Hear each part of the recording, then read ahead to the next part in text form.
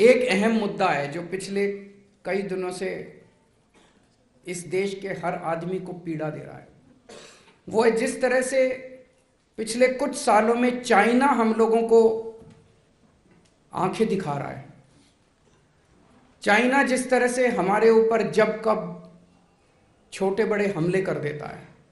हमारे देश के जवान बॉर्डर के ऊपर चाइना का डट के मुकाबला कर रहे हैं, अपनी जान तक दे रहे हैं। कई जवानों ने अपनी जान दे दी। उसके बावजूद सुनने में आता है कि चाइना कहीं पे इतने किलोमीटर अंदर घुस गया, चाइना कहीं पे इतने किलोमीटर अंदर घुस गया।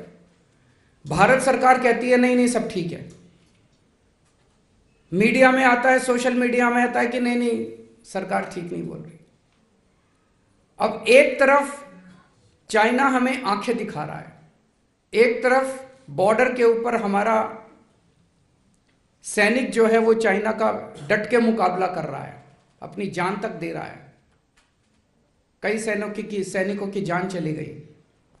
और दूसरी तरफ मैं देख रहा था कि हम चाइना को इसका इनाम देते जा रहे हैं। हमारी सरकार, केंद्र सरकार को पता नहीं क्या हो गया, भारतीय जनता पार्टी की सरकार को पता नहीं क्या हो गया।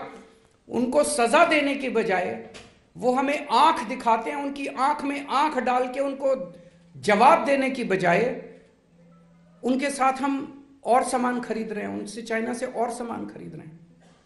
2020-21 में यानी कि पिछले से पिछले साल में हमने $65 बिलियन का चाइना का माल खरीदा। $65 बिलियन मतलब मोटे मोटे तौर पे 5.25 लाख करोड़ रुपए का सामान भारत ने चाइना से खरीदा। चाइना ने और आंख दिखाई। तो भारतीय जनता पार्टी की सरकार ने अगले साल $95 बिलियन का 7.5 लाख करोड़ का और सामान खरीदा, उनसे और सामान खरीदा। अरे आपको तो उनको सजा देनी चाहिए थी, उनको कहना चाहिए था कि या तो तमीज से रहो नहीं तो हम सामान खरीदना बंद कर देंगे तुमसे। करना चाहिए था कि नहीं करना चाहिए था? हमें तो उनको सजा देनी चाहिए थी, उनसे और माल खरीदने की।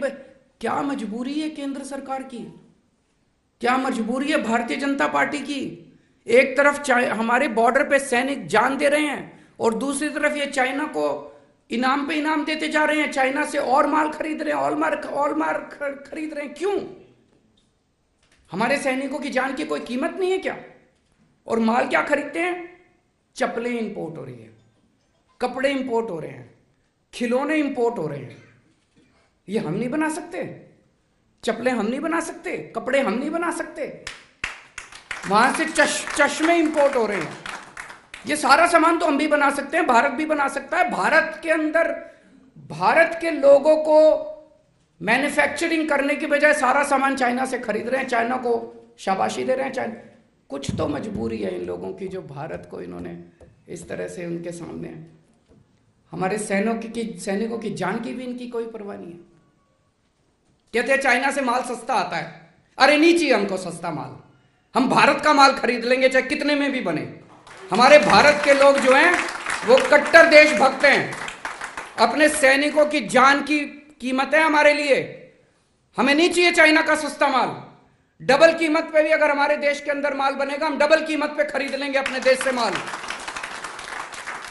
लेकिन चाइना से माल खरीदना बंद करो।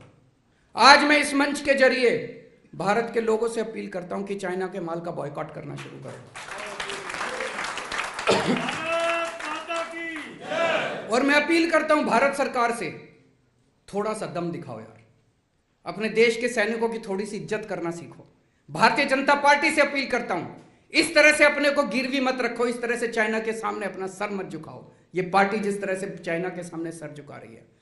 भारत पूरा देश को एक साथ लो, एक एक भारतीय चाइना का सामान बायकॉट। और ये आने वाला ये 21वीं सदी है, यहां पे कोई ऐसा नहीं है कि एक देश दूसरे देश की जमीन पे कब्जा कर लेता है। ये सारा इकोनॉमी का खेल होता है, सारा व्यापार का खेल है। जिस दिन हमने चाइना को आंख दिखानी शुरू कर दी और ये $95 बिलियन का इंपोर्ट जो हम चाइना से कर रहे हैं, ये इंपोर्ट हमने करना बंद कर दिया, चाइना को अपनी औकात पता चल जाएगी। $95 बिलियन, 7.5 लाख करोड़ कोई कम नहीं होता। और हम अपने देश में क्यों नहीं बना रहे माल? चप्पलें बना सकते हैं, खिलौने बना सकते हैं, चश्मे बना सकते हैं, कपड़े बना सकते हैं।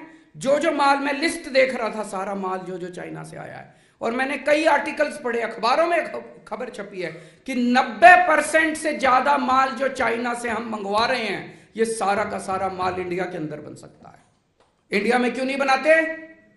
इंडिया में इन्होंने हमारे देश के लोगों की हालत इतनी पतली कर दी कि बड़े बड़े उद्योगपति अब देश छोड़ छोड़ के जा रहे हैं। बता रहे हैं पिछले 5-7 साल के अंदर 12.5 लाख लोग भारत छोड़ के चले गए। किसी के पीछे ईडी छोड़ देते हैं, किसी के पीछे सीबीआई छोड़ देते हैं, किसी के पीछे, किसी को काम ही नहीं करने देते। जितने हाई नेटवर्थ इंडिविजुअल्स हैं, हाई नेटवर्थ इंडिविजुअल्स मतलब जिनके पास पैसा है, उद्योगपति है, बड़े बड़े व्यापारी हैं, सब लोग देश छोड़ छोड़ के जा रहे हैं। दुखी हो गए हैं लोग, दुखी कर दिया लोगों के ऊपर फर्जी केस कर करके। जितने चोर उचक्के हैं उनको नहीं पकड़ेंगे, चोर उचक्कों को अपनी पार्टी में शामिल कर लेंगे, चोर उचक्कों को संरक्षण देंगे। और जो ईमानदारी से काम करना चाहता है इस देश के अंदर, ईमानदारी से उद्योग चलाना चाहता है, ईमानदारी से इंडस्ट्री चलाना चाहता है, ईमानदारी से व्यापार करना चाहता है, उसके पीछे ईडी छोड़ देंगे, उसके पीछे सीबीआई छोड़ देंगे। वो बेचारा हाथ जोड़ के देश छोड़ के चला गया। इधर चाइना से हाथ मिलाते हैं, लेकिन जो लोग हमारे देश के अंदर व्यापार कर सकते हैं, उद्योग लगा सकते हैं, मैन्युफैक्चरिंग कर सकते हैं, देश के बच्चों को रोजगार दे सकते हैं, उनके पीछे ईडी छोड़ दी, वो सारे देश छोड़ छोड़। ऐसे देश कैसे आगे बढ़ेगा? आप इस सब की मैन्युफैक्चरिंग लगाओ। पूरी दुनिया के अंदर जितने इंडियंस हैं, भारत के जितने लोग पूरी दुनिया के अंदर, सबको ले आओ इंडिया में, सबको बोलो इन्वेस्ट करो, हम आपको फैसिलिटीज देंगे, हम आपको जमीन देंगे, हम आपको सारी फैसिलिटीज देंगे, इंडिया में आके मैन्युफैक्चरिंग करो। मैं आपको गारंटी देता हूं, हम चाइना को एक्सपोर्ट करना ना चालू कर दें, इंपोर्ट करने के लिए। इंडियंस को तो तुम भगा रहे हो सबको इंडिया से, और चाइना वालों को गले लगा रहे हो, झूला झुलाते हो चाइना वालों को बुला के। अरे शर्म कर लो थोड़ी सी तुम।